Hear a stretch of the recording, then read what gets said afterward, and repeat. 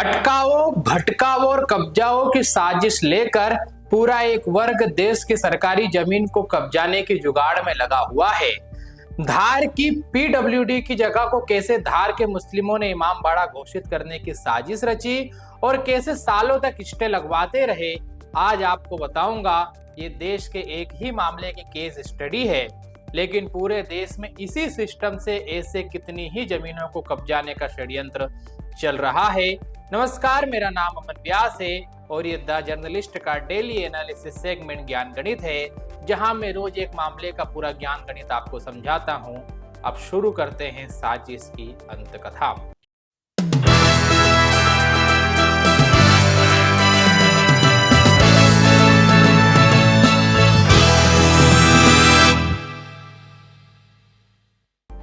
1947 में जब देश ने अंग्रेजों को खदेड़ा, तब एमपी के धार की तथाकथित इमामबाड़े की जगह पीडब्ल्यूडी यानी लोक निर्माण विभाग के नाम ही दर्ज थी, यानी ये जगह पीडब्ल्यूडी की ही थी।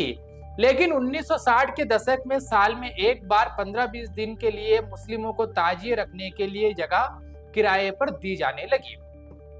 1977 में मुस्लिम समाज ने ना तो ताजियों के लिए अनुमति मांगी और ना ही किराया दिया। यहीं से कब्जे की कहानी शुरू हुई। दूसरी ओर मुस्लिम नेताओं ने सरकारी जमीन को वक्फ का कहना भी शुरू कर दिया और एमपी वक्फ बोर्ड ने जमीन पर दावा भी ठोक दिया। अब सरकार को अपनी ही जमीन छुड़वाना मुश्किल हो गया। लेकिन साजिश की अगली कड़ी तो यहाँ से शुरू होती है। सरकारी परिसर का अंदर से स्वरूप बदला जाने लगा और उसमें मजार भी बनाई जाने लगी। अब मुस्लिम समाज यह तो जानता ही था कि ये सरकारी जमीन है, इसलिए फैसला उसके खिलाफ ही आना था। इसलिए स्टे लगाकर मामले को सालों तक अटकाने का काम शुरू हुआ। इसमें मुस्लिमों की मंशा एक ये भी हो सकती है कि इस दौरान, स्टे के दौरान, हमें ज्यादा प्यार करने वाली, तुष्टिकरण वाली सरकार आ जाए तो हो सकता है कि ये जमीन वक्फ के नाम ही हो जाए, क्योंकि वक्फ बोर्ड एमपी ने इस जमीन पर पहले दावा ठोक भी दिया था और शाहिद सिद्दीकी नाम के एक मुस्लिम नेता ने राज्यसभा में कहा भी था कि ये जमीन वक्फ की ही है। खैर, आगे बढ़ते हैं। कैसे जमीन को हथियाने और स्टे का खेल चला और कैसे प्रशासन को उसके ही फैसलों में वर्षों तक फंसाया गया। जब यह मामला एसडीएम कोर्ट में गया तो एसडीएम ने सुनवाई के बाद जमीन को पीडब्ल्यूडी की बताई और 48 घंटे में जमीन को खाली करने के लिए मुस्लिमों को निर्देश दिया।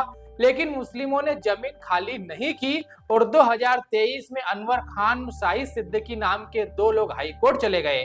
हाई कोर्ट में मामला होने के कारण एसडीएम कोर्ट के फैसले पर स्टे लग गया। हाई कोर्ट में इस मामले की सुनवाई हुई और 22 अप्रैल 2025 को हाई कोर्ट ने एसडीएम कोर्ट की सुनवाई को सही माना और कहा कि एसडीएम कोर्ट ही आपको वापस जाना चाहिए। एसडीएम कोर्ट ने निष्पक्ष रूप से वापस सबको सुनने के लिए 2 मई 2025 की तारीख तामील की। सबको सूचना दी गई, समाचार पत्रों में विज्ञप्ति प्रकाशित की गई, लेकिन 8 मुस्लिम आपत्तिकर्ताओं में से एक भी कोर्ट में हाजिर उस दिन नहीं हुआ। एसडीएम कोर्ट ने उसके बाद लंबी सुनवाई की, सभी पक्षों को सुना और 14 जुलाई को 46 पेज का एक बड़ा निर्णय दिया और कहा कि इमामबाड़े को सरकारी संपत्ति ही माना जाए और 2 सप्ताह के भीतर इस जगह को खाली किया जाए। लेकिन जगह खाली करने के बजाय मुस्लिम समाज धार का नाम का एक आवेदक और बनाया गया और इस फैसले को फिर से हाई कोर्ट से स्टे मिल जाए, इसलिए वापस अपील की गई।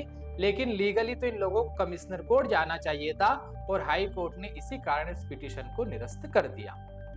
लेकिन इसके बाद भी ये लोग माने नहीं और मुस्लिम समाज धार के नाम से ही ये लोग सुप्रीम कोर्ट चले गए। लेकिन 22 अगस्त 2025 को सुप्रीम कोर्ट ने भी हाई कोर्ट के ऑर्डर को ही कंफर्म किया। 14 अगस्त 2025 को सिद्दीकी नाम का एक पिटिशनर, जो पहले की पिटिशंस में भी शामिल था, उसने सारे डिसीजंस को छुपाते हुए इस मामले पर हाई कोर्ट में फिर से एसडीएम के फैसले को चैलेंज किया और इससे पहले अशफाक और सिद्दीकी ने कमिश्नर कोर्ट में भी अपील कर स्टे लगवाने की कोशिश की और सिद्दीकी ने एक साथ अनेकों पिटीशन चलाने के लिए अपने नाम ही बदल दिए और कानून की आंख में धूल झोंकने की पूरी कोशिश की। आपकी स्क्रीन पर सिद्दीकी द्वारा लगाई गई पिटीशन फेस हो रही है, ध्यान से देखिए। पहले मोहम्मद सिद्दीकी ने पिटीशन में अपना पूरा नाम लिखा था, उम्र 50 साल, और धंधा बिजनेस और पता भी पूरा दिया था, लेकिन बाद में उम्र की जगह बस एडल्ट लिख दिया, व्यवसाय को खाली छोड़ दिया और पते में भी जोड़ दिया।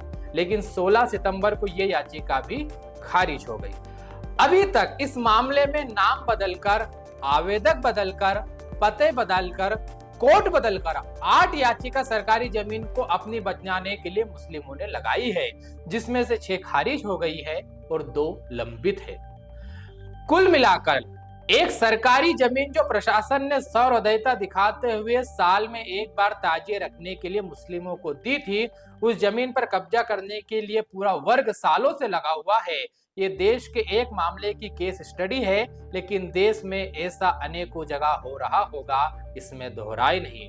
इस मामले का दूसरा पक्ष ये भी है, वकील, वो सामाजिक कार्यकर्ता और प्रशासनिक अधिकारी जिन्होंने अनेकों श्रम किए और धार में जैसे भोजशाला को कमाल मौलाना की मजार बताया गया, विजय मंदिर को लाट की मस्जिद बताकर कब्जा किया गया, वैसे ही इस जमीन को कब्जा होने से उन सभी लोगों ने अपने परिश्रम से बचा लिया। द जर्नलिस्ट ने यह पूरी रिपोर्ट तथ्यों के आधार पर ही बनाई है, नॉइज नहीं, फैक्ट्स के आधार पर बात करना ही हमारा काम है। इस वीडियो को सभी के साथ शेयर कीजिए और हर खबर के पीछे का सच जानने के लिए हमें YouTube पर सब्सक्राइब कीजिए। फेसबुक, इंस्टा या एक्स पर देख रहे हैं तो हमें फॉलो कीजिए। धन्यवाद।